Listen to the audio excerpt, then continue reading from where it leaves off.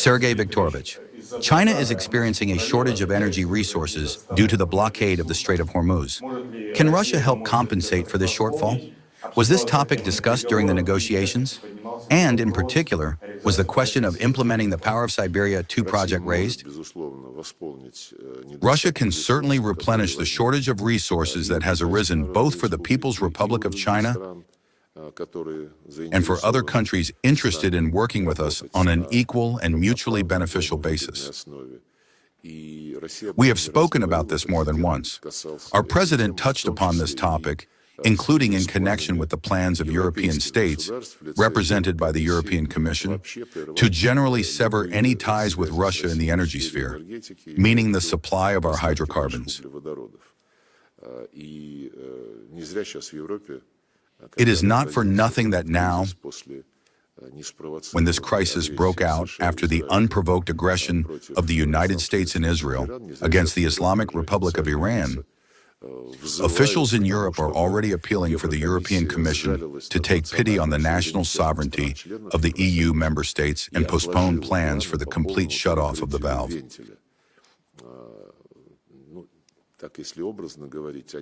Well, to speak figuratively, they are beginning to understand that if Europe now gets off, as they put it, the Russian oil and gas needle, then it could automatically fall onto an energy-type aspen stake of another great power, which it is already actively sharpening for the Europeans. Therefore, now is a very interesting turning point. In a more global sense, Power of Siberia 2 is a project that has long been discussed between Moscow and Beijing. Its advantages were compared with which infrastructure and energy routes have already been created, how they will harmoniously combine, including with those projects being developed in Central Asia within the framework of the One Belt, One Road project. This is a vast continent. Within the framework of what President Putin called the emerging Greater Eurasian Partnership, there is a desire to avoid duplication and to create a group of integration participants who, while developing their sub-regional programs, will harmonize and mutually complement one another. The Eurasian Economic Union has such relations with the Shanghai Cooperation Organization.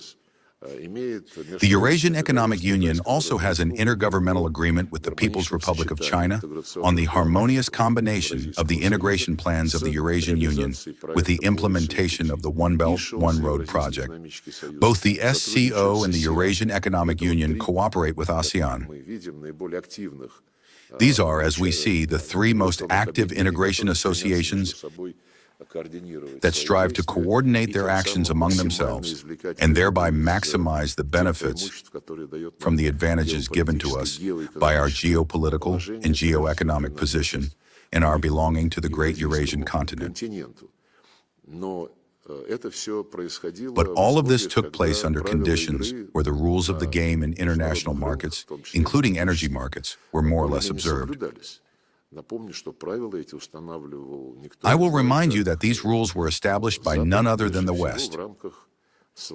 First and foremost, within the framework of its model of globalization, which the United States actively promoted after World War II, having lined up all its other allies,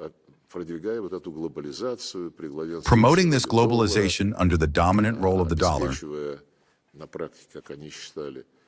ensuring in practice, as they believed, respect by everyone for the principles of free competition, the presumption of innocence, the inviolability of property, and much more that has now been thrown onto the scrap heap.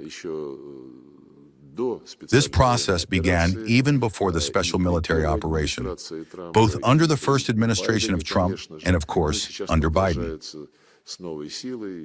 And it continues now with renewed vigor within the framework of the sanctions, which persist despite everything, imposed by the previous administration, which the new administration maintains, strengthens, and expands, as well as the discrimination against Russian companies in global energy markets. And of course, the direct consequences of the aggressive military policy and military actions to which the United States resorts. Take Venezuelan oil. At first, they announced that Maduro must be brought to reason because he was allegedly the main drug lord. Now no one remembers the drugs anymore. They say that the drugs are from Mexico, but supposedly, well, we have reached some kind of agreement there, while we have taken Maduro, and now the oil is ours. They plan the same thing in relation to Iran. Trump said more than once, President Trump said more than once, that he was ready to take Iranian oil, or at least reach an agreement to manage it jointly with Iran. Now the Strait of Hormuz is blocked. Before the attack on Iran, it was never blocked. It did not create any problems with the movement of goods in one direction or the other. Not only energy resources, oil, and liquefied natural gas, but also food and fertilizers. Many things that, by the way, ensured, and I hope, will to a significant extent ensure the socio-economic development and normal life of our close partners from the Arab monarchies of the Persian Gulf. Now, all of this is at great risk. Nearby, on the other side of the Arabian Peninsula, lies a water artery starting in the Mediterranean Sea through the Suez Canal. Then it reaches the Bab el-Mandeb Strait, washing the shores of Yemen. That part of it currently controlled by the Ansar Allah movement, the Houthis, who are allies of Iran. Now they are already being warned that they too will be bombed if they try to interfere with shipping in this most important artery for world trade. But the question is not who will do what and who will punish whom. The question, as always, is in the root causes.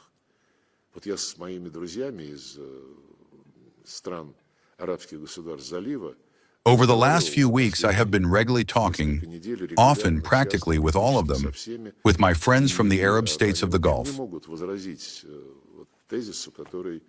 And in general, they cannot object to the thesis that sounds very simple. Would Iran have taken any steps to block the Strait of Hormuz, to deliver strikes against American facilities on the Arabian Peninsula, if not for the aggression of Washington and Israel against the Islamic Republic of Iran? Well, everyone understands that this would not have happened.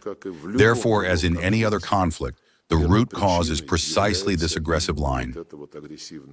And behind it stand two things.